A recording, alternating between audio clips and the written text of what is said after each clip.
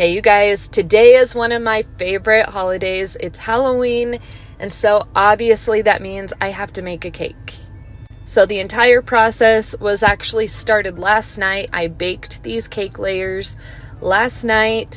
I trimmed them and then I cut them in half and put them in the freezer overnight, and I'm decorating the cake frozen like I always do. This is a sprinkle birthday cake flavor, and then for the frosting, I'm using my American buttercream frosting.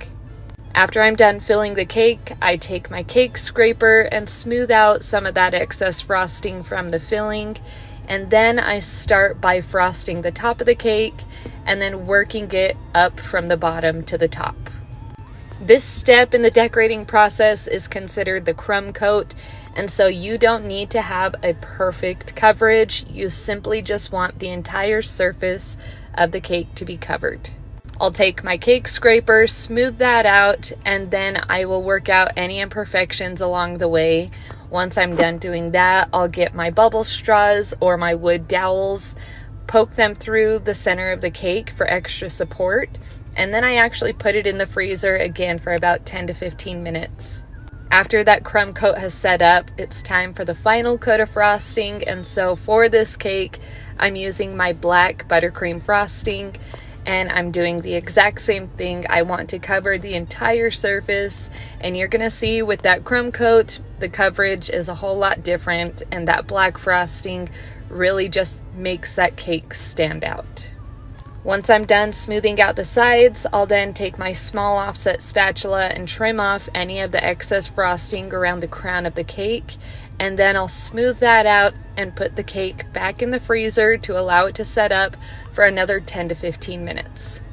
Now for this cake, I wanted to do something different and something that I have done before, but I don't do that often, and that is doing a buttercream transfer. So for this cake, I wanted to do some vertical stripes, and if you've ever decorated a cake, doing vertical stripes with buttercream frosting is a whole lot different than doing the horizontal. And so for this, I am getting some acetate. I tape that down to my sheet pan, and then I take my cake comb and I am creating these vertical styled stripes. So to be honest, this is where everything kind of went downhill. I was feeling a little unsure from about this point on. I thought that because I know how to do vertical stripes really well, I understand the concept, that doing these vertical stripes would be kind of a walk in the park. Well, I was very wrong. So I continued. This is probably where I should have stopped and kind of reassessed everything, but I just continued. I applied the color to the indented stripes. I did the orange and the white and the black. It looks really cute right here. And after I did this, I put them in the freezer, and then I got both the cake and the frosting out at the same time. And I thought, you know what? Maybe this can be a vintage style look and have kind of the black bleeding in with the orange and the white. Yeah, no, we're good. So, sorry to let you guys down, but yes, you are going to see what it looks like when it's peeled off.